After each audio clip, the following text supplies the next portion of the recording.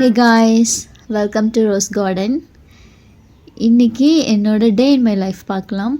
So morning நான் வந்து 6:30க்கு எழுந்திரிச்சேன். 6:30 எழுந்ததுக்கப்புறம் first வந்து என்னோடய ஒர்க் அவுட் ஆரம்பித்தேன். நான் இன்றைக்கி கொஞ்சம் ஆப்ஸு தைஸ்க்கு இதுக்கெல்லாம் நான் வந்து ஒர்க் அவுட் பண்ணேன். ஏன்னா நான் வந்து ரொம்ப குண்டாகிட்டேன், ஓவர் வெயிட் ஆகிட்டேன். ஒபீஸ்க்கு தான் இன்னும் போகலைன்னு 2-3 கிலோ வந்திருந்தால் ஒபிசிட்டி தான் ஆகிருக்கும்.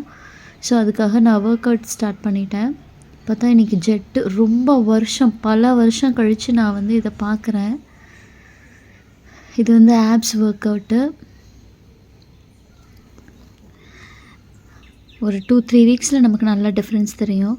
ஸோ குழந்தைய எழுந்து வந்தாச்சு. காலையில் அவங்களுக்கு வந்து புட்டு தான் இன்றைக்கி பிரேக்ஃபாஸ்ட். ஸோ பொண்ணு வந்து அவளே சாப்பிட்டுக்குவா, பையனுக்கு வந்து நான் தான் ஊட்டணும். ஸோ அதனால் 2 பேரும் பிரேக்ஃபாஸ்ட்டு புட்டு கொடுத்தாச்சு. அரிசி மாவு புட்டு இது. அப்புறம் எனக்கு வந்து ப்ரோட்டீன் தோசை 2 கொஞ்சம் சாட்டேட் பன்னீர் சாப்பிட்டாச்சு. பிரேக்ஃபாஸ்ட் முடித்ததுக்கப்புறம் மாடியில் செடிக்கெலாம் தண்ணி ஊற்றணும். முன்னாடி நான் நிறைய காய்கறி செடி வச்சுருந்தேன். தோட்டம் ஃபுல்லாக, மாடி ஃபுல்லாக தோட்டமாக தான் இருந்துச்சு. அதுக்கப்புறம் நிறைய இஷ்யூஸ் இருந்துச்சு.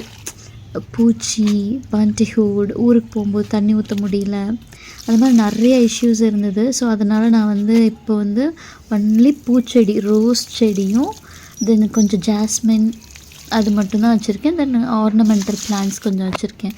நான் அவங்களுக்கு வந்து செடி கார்டன் வியூ வந்து கார்டன் வீடியோ ஒரு நாளைக்கு நான் போடுறேன் ஷூட் பண்ணி. ஃபுல்லாக இப்போ வந்து ஃப்ளவர் பிளான்ட்ஸ் மட்டும்தான் இருக்கும். இது வந்து ஆர்னமெண்டல் பிளான்ட் டீனியம். எல்லாம் தண்ணி ஊற்றியாச்சு. மார்னிங் அண்ட் ஈவினிங் 2 நேரமும் நான் தண்ணி ஊற்றுவேன். அப்போ தான் இப்போ ரொம்ப வெயில் அடிக்குது செப்டம்பரில், பயங்கரமான வெயில், சம்மர் மாதிரி. அதனால் மார்னிங் அண்ட் ஈவினிங் 2 நேரமும் தண்ணி ஊற்றணும். இதுக்குள்ளே பாட்டில்ஸ் எல்லாம் வச்சுருக்கேன் பாருங்கள். அந்த பாட்டில்ஸ்லலாம் ஈவினிங் ஃபில் பண்ணி சின்னதாக ஒரு சேஃப்டி பின் வச்சு ஓட்டை போட்டு வச்சுட்டு வந்துட்டோன்னா அந்த தண்ணி கொஞ்சம் கொஞ்சமாக லீக் ஆகி அது வந்து கொஞ்சம் மாய்ஸ்டராகவே இருக்குது. எப்பயும் இந்த லீக் ஆகிற வாட்டர் வந்து பிளான்ட்ஸ் நல்லா சக் பண்ணிக்குது. அது வந்து எப்பயுமே பச்சையாகவே இருக்குது. இந்த வெயிலுக்கு வந்து செடி காயாமல் அந்த மெத்தட் நல்லா யூஸ்ஃபுல்லாக இருக்குது.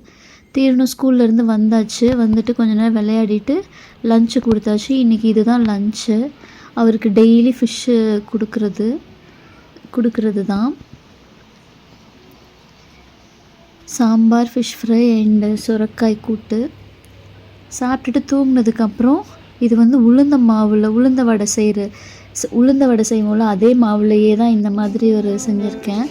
அப்புறம் ஈவினிங் வந்து அவனுக்கு மியூசிக் கிளாஸ் இருக்குது, வீக்லி 2 days. அந்த கிளாஸுக்கு போயிருந்தோம்.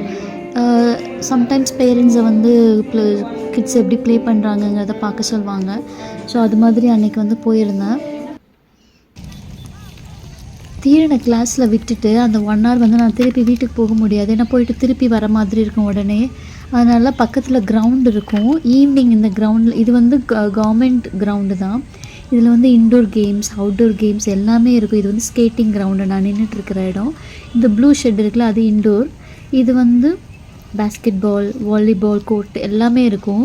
இது வந்து ஸ்கேட்டிங் கிரவுண்டு.